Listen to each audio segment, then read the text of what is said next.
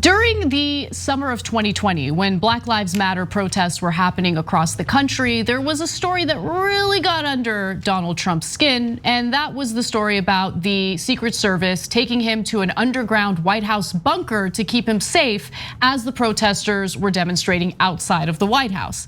Now, he didn't like that.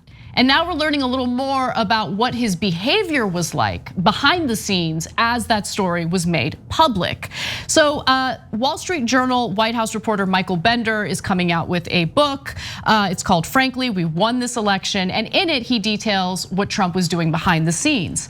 Trump's top military, law enforcement, and West Wing advisors knew he must be upset when he summoned them to the Oval Office for a meeting first thing in the morning. Those suspicions proved correct. Trump boiled over about the bunker story as soon as they arrived and shouted at them to smoke out whoever leaked it. And when he says smoked out, it's not like the good kind of smoke out, it's a bad kind of smoke out, okay?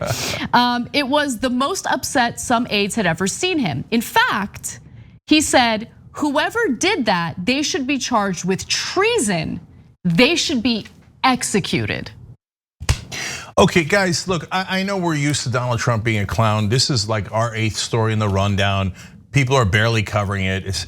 But you have to note how remarkable it is that a president of the United States talked in the Oval Office with military and law enforcement leaders, asking them to execute a leaker inside the government. Find someone that works for me, Trump said, smoke him out, and then let's try him for treason and kill him. That is remarkable. Can you imagine? I mean, pre-Trump, forget Trump for a second. If Obama had said to his military advisors and intelligence officials, let's find out someone who leaked something and murder him.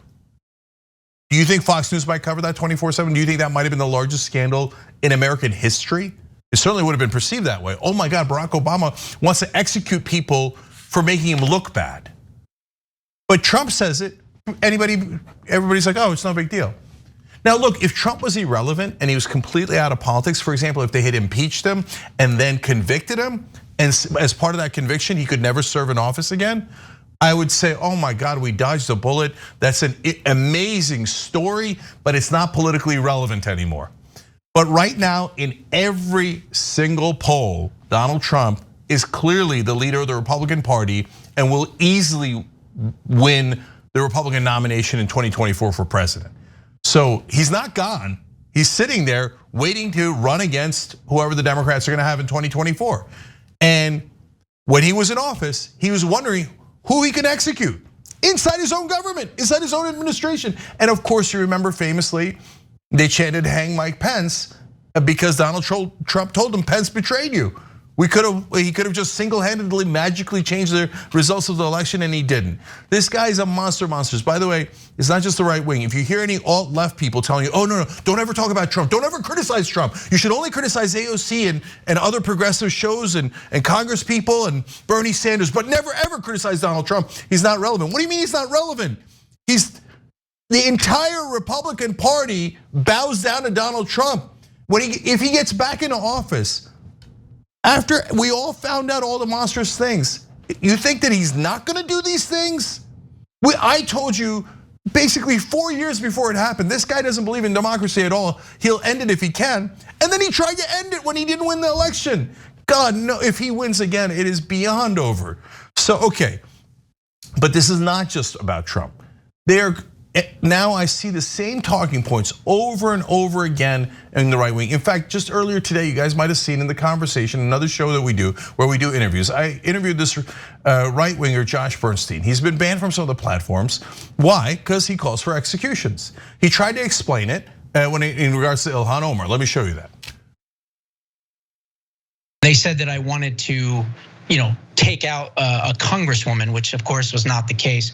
What I did was I laid out all of the crimes that I believed that she was guilty of, and then I said she should be arrested, and if convicted, she should be thrown in prison or worse, executed. So of course the left completely went with the last line, which was Josh Bernstein calls for the execution of Congresswoman Ilhan Omar Saeed Elmi, her real name. Because that is what you said. And I asked him for clarification after that. And I said, well, so you are calling for the execution? He said, no, because he would be convicted of treason. The same exact thing Trump just said, right? And I said, convicted of treason for what? For Ilhan Omar. Well, I think she's with terrorists. You think she's with terrorists? It doesn't matter. They're riling people up. And the way that you legitimize murdering people is, oh no, it's okay, it's legal because it's treason, we convict them and then we murder them, and so that murder is okay. By the way, there's another talking point that I've been telling you guys about, warning you, but that's why I do the interviews with the right wingers, because they tell you what they're gonna do. And look at what he said at the end of the very end of the interview, watch. I don't trust the government. The government wants to come and put, vaccines in people door to door. Yeah. We're big fans of the Second Amendment in this country. See, and there you go again. No, I'm cutting it. Guns. No, cut his mic. No, I'm not gonna let you talk about Second Amendment and killing people that are coming to your door. He just said the Second Amendment regarding doctors or scientists that would come to your door. That's lunatic stuff, man. So that is the other talking point. Second Amendment rights. Matt Gaetz said it, Cawthorn said it. These are all Republican Congress people. And they're all talking about Second Amendment rights. Hey, a doctor comes to my door to try to help me and save my life, I murder him. I got Second Amendment rights. What does Second Amendment rights mean? It means I have a gun and I will use it if you come to my door.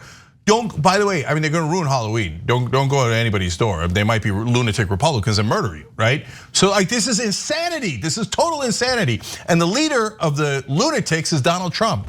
And apparently when he was in the White House, he called for executions of his own staff. And by the way, what happened?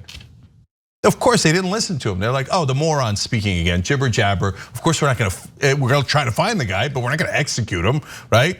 But they constantly ignored him because everybody that worked for Trump knew what an idiot he was, what an absolute buffoon and murderous moron he was. But more importantly, he was surrounded by some loyalists, but some who were willing to ignore him, right? And so I guess my fear is that he gets reelected and then ensures that he's surrounded by real loyalists who will carry out what his demands are. 100%, Anna. Right? You're 100% right. Next time, he's not gonna make the mistake of appeasing the establishment at all. He's not gonna bring in the generals. He's not gonna bring in guys from the establishment. He's just gonna bring in Bob and Joey and Vinny from the neighborhood. And he's gonna be like, hey, that's my new defense secretary. That's the new head of the military, and we'll round them up, okay? Hey, you idiots voted for me.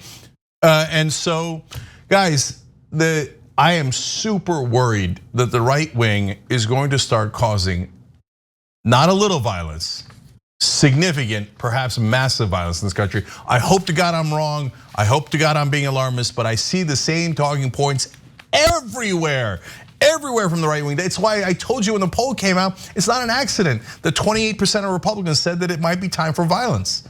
They're getting these talking points from the top. The fish rots from the head down. So there are monsters among us. Wish us luck.